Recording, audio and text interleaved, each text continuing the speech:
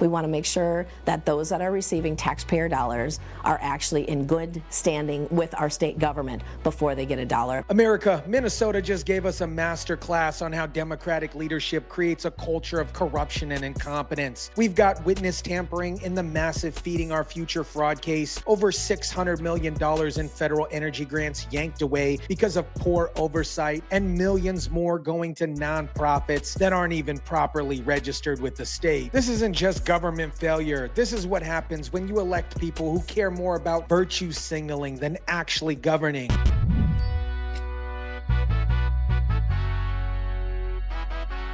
Prosecutors say Abdi Wahab Mohammed pressured a witness not to testify. As we first reported last week, Mohammed is accused of witness tampering. What is up, guys? Tyson here. Thank you so much for rocking with me. Minnesota has become the poster child for everything wrong with Democratic governance, from massive fraud schemes to federal funding disasters to basic administration incompetence. But let's break down this trifecta of failure. Let's start with one of the most outrageous parts of this story. Abdi Wahab Mohammed, one of the defendants in the massive Feeding Our Future fraud case, just got thrown in the jail for witness tampering. But here's what should make you pretty pissed off. This guy was walking around free, intimidating witnesses at the Mall of America while prepping for trial on charges for stealing $17.5 million in taxpayer money meant to feed children. It was here at Nickelodeon Universe where prosecutors say their witness was sitting on a bench when Mohammed approached,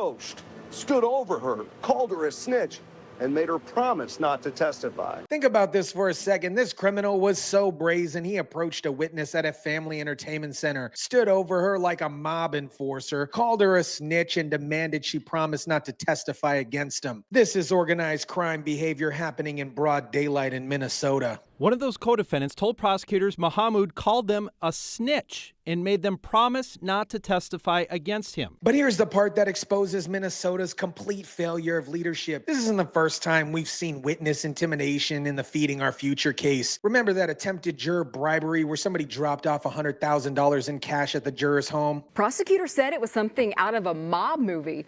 You might remember this happened at the end of the first Feeding Our Future trial involving 7 defendants last summer. Before that case went to a jury, a woman dropped off a bag with $120,000 at the home of a juror. This is what happens when you create a culture where criminals believe they can operate with impunity. When your state government is so focused on social justice initiative bullcrap that they ignore basic oversight. Criminals get emboldened to the point where they can intimidate witnesses and bribe jurors like it's business as usual. Now let's talk about how Minnesota's incompetence just cost taxpayers over $600 million in federal energy grants. The Trump administration canceled these grants, rightfully so, and the Minnesota Democrats are crying retaliation. But here's the truth they don't want you to know. These grants were canceled because Minnesota can't demonstrate that they were advancing American energy needs. Well, in total, we can now report that Minnesota has had about 12 grants canceled worth more than $600 million in full, largely centered around renewable energy efforts. Let's break down what Minnesota lost. $460 million in transmission line upgrades, $70 million for an Xcel Energy battery project, millions more in various renewable energy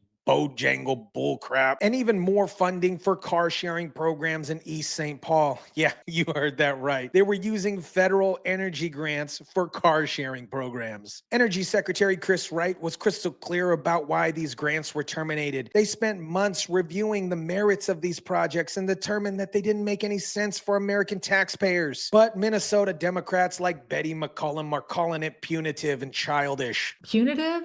This is being harmful. This, in my opinion, almost bears to be childish. Here's what's really childish: spending taxpayer money on projects that don't advance American energy security while your state is dealing with massive fraud scandals and basic administration failures. Just maybe if Minnesota's leadership focused on competent governance instead of virtue signaling, they wouldn't be losing federal funding. But it gets worse. Minnesota has been handing out nearly $20 million in state money to nonprofits that aren't even properly registered with the state attorney general's office. We're talking about 24 organizations that receive tax taxpayer funding while failing to meet basic legal requirements. 30,000 Feet is one of 24 organizations identified by 5 investigates that received state money, but that are not registered with the state attorney general's office. One nonprofit, 30,000 Feet, received over $4 million in state funding since 2022 while not being properly registered. And their excuse, they had a lapse because they were supposed to have quote unquote wet signatures.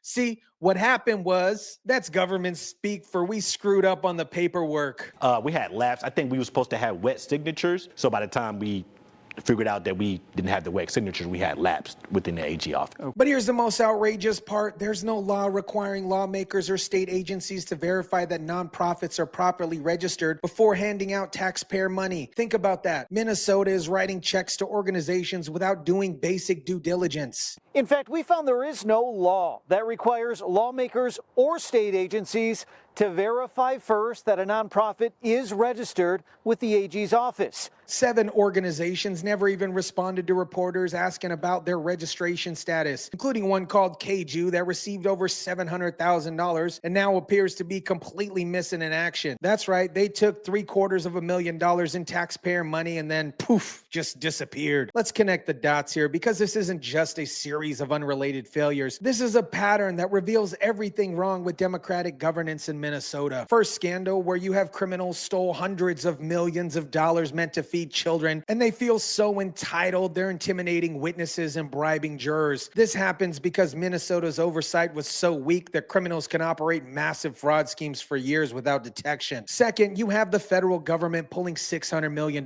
in grants because Minnesota can't demonstrate competent project management or alignment with national energy priorities. This happens because Minnesota's leadership is so focused on progressive virtue signaling than actual results. Third, you have the state handing out $20 million to nonprofits that can't even complete basic registration paperwork. This happens because there's no accountability or oversight in Minnesota's grant process. Is the state not checking this before they hand out public dollars? It doesn't sound like the state is doing a very good job checking, and that's something that will need to change. House Speaker Lisa DeMuth hit the nail on the head with this one. The state isn't doing a very good job checking before it hands out public dollars. But this isn't just incompetence. This is an inevitable result of prioritizing ideology over competence. What we're seeing in Minnesota is what happens when you elect leaders who view government as a vehicle for social justice rather than an institution that has to be managed. When your primary qualification for government positions is ideological alignment rather than competence, you get exactly what Minnesota has: systematic failure across multiple agencies and programs. The Feeding Our Future scandal involves 76 people being charged with stealing money meant to feed children. The witness tampering and juror bribing attempts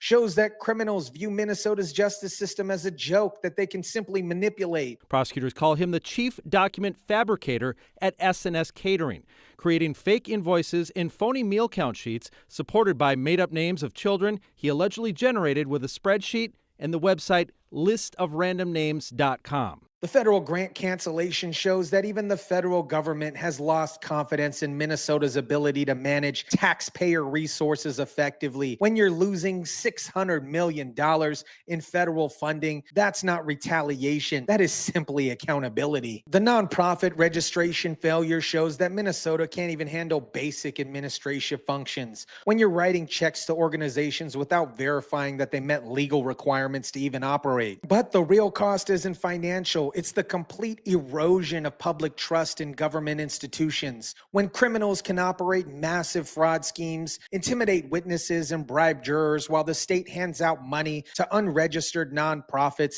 and loses federal funding due to incompetence, you've created a culture where corruption and failures are normalized. We want to make sure that those that are receiving taxpayer dollars are actually in good standing with our state government before they get a dollar. This should be bare minimum, verifying that organizations are in good standings before giving them taxpayer money. But in Minnesota, even the basic requirements are apparently too much to ask. Minnesota's trifecta of corruption and incompetence, witness tampering in massive fraud cases, lost federal funding due to poor oversight, and millions given to improperly registered nonprofits perfectly illustrates what happens when you prioritize ideology over competence in government. This isn't just about Minnesota. This is a preview of what happens across the country when you elect leaders who view government as a social justice organization rather than an institution that must be managed with competence and accountability. The criminals in the Feeding Our Future case are so brazen. They're intimidating witnesses at family entertainment centers. The state is so incompetent. They're losing hundreds of millions of dollars in federal funding. The oversight is so weak that they're giving money to organizations